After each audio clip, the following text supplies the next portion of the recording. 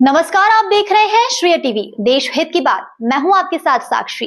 नगर में भंडारी परिवार ने प्रस्तुत किया उदारता का अद्भुत उदाहरण। इच्छाओं का जीवन में अंत नहीं, इच्छाएं अनंत हैं। डॉक्टर अमृत रसा श्रीजी महाराज साहब।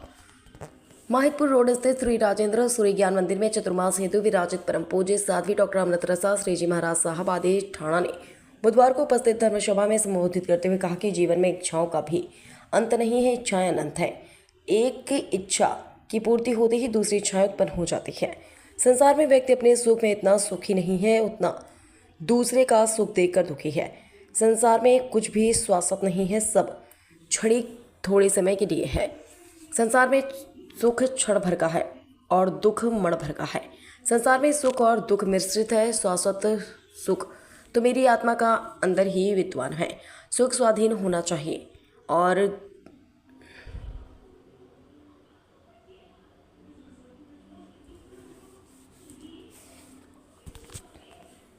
टेक सुख स्वाधीन होना चाहिए, पराधीन नहीं। पूज्य साध्वी जी ने कहा कि चढ़ावा लेकर इसका लाभ किसी अन्य को देना महान पुण्य उपार्जन का कार्य है।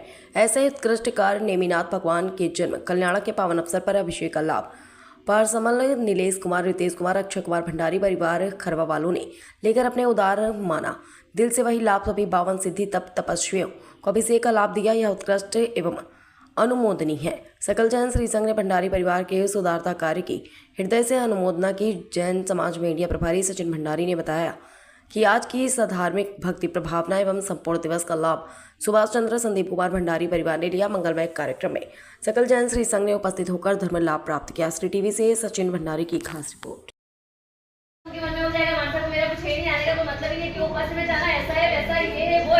मैंने कुछ भी नहीं करा, सिर्फ मैंने 9 व्यक्ति से मैं बात कर रही, 10 व्यक्ति को मैंने बुलाया तक नहीं है, कुछ भी उनका नाम नहीं लिया, कुछ इटले घूमते। अगर मैंने ऑपोजिट में बोला तो मेरे से दुनिया बनाने लग गए।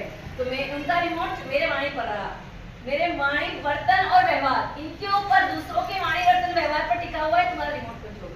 जिस दिन अपने पर सेल्फ आ जाए ना, कोई चाहे वंदे कोई निंदे सदा रहे आनंदे, ऐसी स्थिति में अगर आप आ जाओ तो समझना कि चाहे कोई आपकी बुराई कर रहा है, कोई आपकी तारीफ कर रहा है, कोई आपका सम्मान कर रहा है, कोई तिरस्कार कर रहा है, कुछ भी कंडीशन हो रही है मेरे सामने, कैसा भी माहौल क्रिएट हो रहा है, हर हाल में हर परिस्थिति में मेरे मन में एक भी विकल्प को नहीं उठने दे रही हूँ। मेरे मन में कोई ऐसा विचार नहीं आ रहा है, सामने वाले प्रति दुर्भाव नहीं आ रहा है, बेइज्जती ग्रंथियां नहीं बन रही, तो समझना है कि मेरा रिमोट कंट्रोल मेरे हाथ में है। अपन तो दूसरे पर डिपेंडेड है। दूसरों ने अच्छा बोला तो अपन खुश, दूसरों ने बुरा बोला तो अपन नाखुश। दूसरों के घर आप गए, आपको इनवाइट करके बुलाया गया, आप गए और आपका माहौल नहीं पूछा, क्या हो? आप कुछ पोस्ट जीत के आए हो, कुछ अध्यक्ष पद या कुछ भी बाहर में कहीं पर भी बड़ी पोस्ट पर आप आए हो, यहाँ पे पूरे संघ ने मिलकर आपका सम्मान समारोह रखा है। 99 व्यक्ति ने आपका सत्कार समारोह करा, एक व्यक्ति ने आपको हार तोड़ा नहीं पहनाया, क्या होगा? क्या होगा? 99 ने अच्छा करा वो नहीं दिखेगा, ये क्यों नहीं उठ रहा है, ये क्यों नहीं पहना रहा है, वो क्या है, वो नहीं चल रही है, ऐसा है वैसा है। समझ में आ रहा है? और अनदर साइड एक भिक्षुक 99 घर मांगने के लिए गया, सबने तिरस्कार करा, रोटी का टुकड़ा भी नहीं दिया, गालियां दी, अपशब्द दिया, मतलब उनको भगा दिया, सब कुछ करा, पर एक घर से लेकर रोटी का टुकड़ा मिल जाए तो खुश होता है। समझ में आ रहा है? अपना रिमोट कंट्रोल परमात्मा के हाथ में भी नहीं है, आत्मा के हाथ में भी नहीं है, मन के हाथ में भी नहीं, किसी के भी हाथ में नहीं है। दूसरों के वाणी वर्तन व्यवहार पर टिका हुआ है। जिस दिन अपना रिमोट कंट्रोल अपने हाथ में आ जाएगा, किसी बाप के किसी देव की ताकत नहीं है कि कोई आपको दुखी कर सकता है। कोई दुखी नहीं कर सकता है, कोई सुखी नहीं कर सकता है। स्वकर्मों के आधार पर सिर्फ दुखी और सुखी होता है और दूसरे पर डिपेंडेंट होकर वो दुखी हो रहा है। अपना रिमोट कंट्रोल अपने हाथ में खुश रहूंगा। ऐसी कंडीशन मेरी खुद की कब आएगी कि जब मेरा रिमोट कंट्रोल मेरे पर होगा, मेरे हाथ में होगा।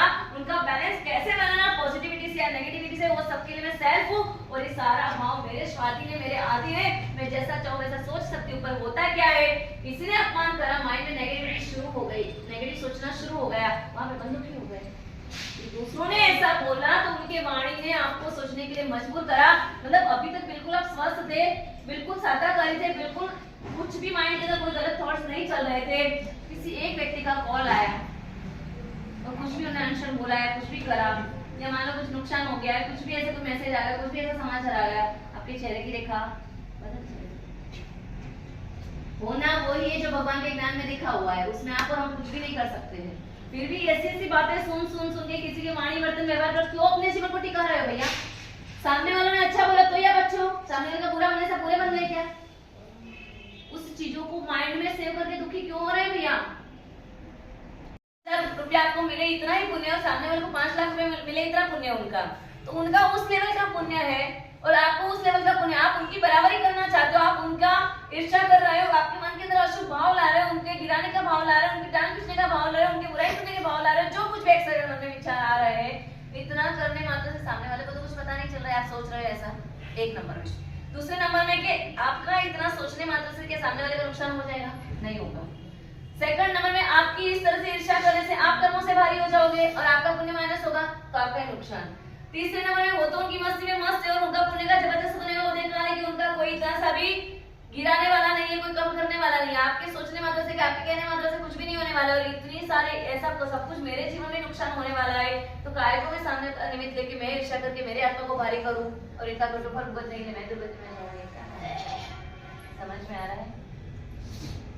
जितना जीविका पुण्य का बैलेंस होगा उसमें से कुछ भी कम नहीं मिलने वाला है, और उससे ज्यादा की अपेक्षा रखोगे तो भी नहीं मिलने वाला है। नसीब से ज्यादा, भाग्य से ज्यादा, समय से पहले किसी को कुछ मिला नहीं और मिलने वाला नहीं, चाहे तुम कितनी भी मेहनत कर लो, कितने भी दिन रात एक कर लो, कितने भी तनतोड़ मेहनत कर लो, कुछ भी करो, पुरुषार्थ करना अपना काम है, मिलना न मिलना अपने किस्मत में अधीन है, प्रारब्ध के ऊपर है, नसीब के ऊपर है, किस्मत के ऊपर है, भाग्य के ऊपर है, अपने लेख के ऊपर है, अपनी नियति पर, कुदरत के, सब कुछ अपने कर्मों के आधार पर चल रहा है। एक एक पत्ता कर्मों के बिना नहीं हिल सकता है। अगर मुझे ये मेरे गोदी में पड़े हुए रजत को मुझे यहाँ से यहाँ भी रखना है ना, तो वो भी क्रमबद्ध पर्याय में फिक्स लिखा हुआ होगा, तो ही मुझे इनको यहाँ से लिखकर यहाँ रखने की इच्छा होगी, अदरवाइज मैं यहाँ पे भी नहीं रख पाऊंगी। समझ रहे हो? सब कुछ एक एक क्षण की पर्याय, क्रमबद्ध पर्याय है, जो अगली पल में क्या होने वाला है वो बिल्कुल पुरुषार्थ सहित की सारी पर्याय फिक्स्ड है। जो अगर अच्छा आपके जीवन में होने वाला होगा तो उनकी पहले की पर्याय में आपको अच्छा पुरुषार्थ करने के भाव आ ही जाएंगे, और वो पुरुषार्थ के बल से आपको सफलता मिल ही जाएगी। पर कहीं पर भी सुख के लिए जहाँ आप दौड़ लगा रहे हो, तो ऐसा परमानेंट सुख संसार में, चाहे मुकेश अंबानी हो, चाहे अमित शाह हो, कि चाहे नरेंद्र मोदी हो, किसी के भी साथ परमानेंट सुख नहीं है, क्योंकि परमानेंट सुख संसार में है ही नहीं, कहां से मिलेगा? सुख पाना है परमानेंट, आप भी परमानेंट सुख की दौड़ में दौड़ रहे हो, और संसार में वो सुख है ही नहीं। वो परमानेंट सुख, आध्यात्मिक सुख, आत्मिक सुख, शाश्वत सुख अगर पाना है तो एकमात्र आपकी और मेरे भीतर, मेरे आत्मा के अंदर है। अनंत सुख की मालिक मेरी आत्मा है। मैं जो बोल दिया कि अब मैं मेरे कमरे में सोने जा रहा हूँ, मुझे कोई भी डिस्टर्बेंस मत करना, मेरे को सोना है, मेरा बहुत सिर फट रहा है, मेरे को बिल्कुल ठीक नहीं हो रहा है। और उसी समय आपका कोई जिगरजान दोस्त कहीं बाहर से आया है, 1 घंटे का समय लेकर एयरपोर्ट से आपको मिलने के लिए आया, और वापस उनको एयरपोर्ट 1 घंटे के बाद उनको वापस वहाँ पहुँचने फ्लाइट है, और वो इतनी बॉन्डिंग है उनके साथ आपकी कि पूछो मत, जबरदस्त वाली है। आपने घर वाले को तो स्ट्रिक्टली मना करा कि कोई मेरे कमरे के अंदर बिना कुछ अंदर प्रवेश भी मत करना, मुझे कोई परेशान मत करना, कोई भी आया मेरे को मिलना नहीं है, और वो आपका दोस्त आया है, बेचारे घर वाले भी डर रहेगा, आपको बोले तो कैसे बोले, तो जैसे जैसे करके आप तक मैसेज पहुंचा है कि वो 1 घंटे के लिए स्पेशल आपको ही मिलने के लिए आया हुआ है, वापस वो 1 घंटे के बाद जाना है। अब जैसे जैसे आपको बिना मर्जी से भी उनको हाँ करना पड़ा कि वो मेरे लिए आया, तो मना तो कर नहीं सकता, आपने उसको अंदर बुलाया, आपकी हालत को देखकर उसने आपको बोला, अरे क्या हालत बना दी, एक सिर दुख रहा है, फिर कैसे हो रहा है, वो रहा है, और आपको सब पता है कि बिजनेस में बहुत परेशान हो गए हो, इतनी दवाइयां ली, इतना सब कुछ करा, डॉक्टर को दिखा रही, कुछ फर्क ही नहीं पड़ रहा है, मैं तो परेशान हो गया हूँ। उसी समय आपके दोस्त ने कहा, अरे क्या टेंशन ले रहे हो, बहुत ही अच्छी दवाई है, मुझे कोई एक दवाई दे दो, आधा घंटे में तेरा कैसा भी सिर होगा ठीक हो जाएगा। क्या बोला? मेरे पास एक जबरदस्त वाली टेबलेट्स है, आपको लेने की इच्छा नहीं थी, पर आपने सोचा भी थी कि फ्रेंड्स के साथ वो क्या ही मना करूँ, इतना सब कुछ करें मिला जो, वो इतनी गारंटी ले रहा है आधा घंटे में ठीक हो जाएगा, पर ठीक है ले लेते हैं। पानी का गिलास आपने मंगाया, हाथ में गिलास है, एक हाथ में गोली है, आप लेने जा ही रहे थे, उसी समय आपके दोस्त ने आपको अलर्ट भी करा, देख भाई मैंने तेरे को बोला उसमें कोई 2 राय नहीं है, तेरा आधा घंटे के अंदर सिर दर्द तो ठीक हो जाएगा, पर ब्रेन हेमरेज होने की शक्यता है। बोलो लोगे आप दवाई? कितना भी सिर फटे तो फटे, दुखे तो दुखे, जो होना हो जाए, पर अब तो इस दवाई को भी दिलाएंगे क्योंकि गारंटी है दवाई, आधा घंटे में सिर दर्द अभी तो आपको ठीक हो जाएगा, अभी आपको कुछ समय के लिए सादा का अनुभव हो जाएगा, सुख का अनुभव हो जाएगा, और ये बड़े दुख को लाने वाले ब्रेन हेमरेज तक हो जाता है। बोला लेकिन मैं क्या करूँ, मुझसे पता चाहिए सिर दर्द नहीं रहता, मुझे बड़े दुख लाते हैं। मान लो किसी के घर पे शादी का फंक्शन है, उनके घर में आपके दोस्त के घर ही है समझ लो, और आपके दोस्त ने आपको बोल दिया है कि देखो भाई शादी का काम है, आप देखो पूरा टाइम देना पड़ेगा, पूरा तेरे को संभालना है, ऐसा वैसे आपके ऊपर विश्वास करके आपको बोल दिया है। अभी बोला ठीक है यार, इतने हमारी अच्छी बॉन्डिंग है, एक दूसरे को सपोर्टेड है, तो स्वाभाविक है ठीक है मैं आ जाऊंगा। 3-4 दिन की शादी का काम था, 24/7 उनके पास ही रहे, उनके घर ही रहे, अपने घर दुकान सब बंद कर दिया। उनके घर है, अपने ना खाने का ठिकाना, ना पीने का, कुछ भी ना सोने का कोई भी ठिकाना नहीं। जब इंसान को काम दिखता है तब खाना पीना याद नहीं आता है। और इसमें भी एक घर में अगर शादी का फंक्शन हो, इतने मेहमान आए हो, उनकी आगवानी करना हो, फंक्शन को बहुत ऊपर लेवल पर ले जाना हो, तब इंसान का ऐसा लगता है खाना तो रोज ही पहले ये भी संभालना जरूरी है। इसमें जो थोड़ी गड़बड़ी हो जाएगी पूरा प्रोग्राम बिगड़ जाएगा, तो इंसान पूरा उसमें लगा हुआ रहता है। और ये आपको इस तरह से आपको आपके फ्रेंड्स से बुलाया गया था, मेरे घर का प्रसंग तेरे को ही संभालना है, तेरे को ध्यान रखना है, तेरे को सब मैनेज करना है, तो आपको क्या लगा कि सामने वाला मुझे इतना विश्वास दिया तो मुझे बिल्कुल अच्छे से करना है। अब चले भी गए, 3-4 दिन बहुत अच्छे से भी निकल गया, सब कुछ हो गया। अब आज शादी भी खत्म हो गई, कल सुबह आपको आपके घर वापिस आना है, रात का समय हुआ है। अब आपको खाली इंसान बैठे तब उनको पता चला मुझे भूख भी लग रही थी। अब ऐसा लग रहा है इतनी थकान लग रही, इतनी भूख लग रही है, अब करे तो करे क्या, आपसे नहीं रहा गया, तो आपने आपके फ्रेंड्स को बोला यार कुछ भी हो जाए कुछ खाने की व्यवस्था तो करनी पड़ेगी।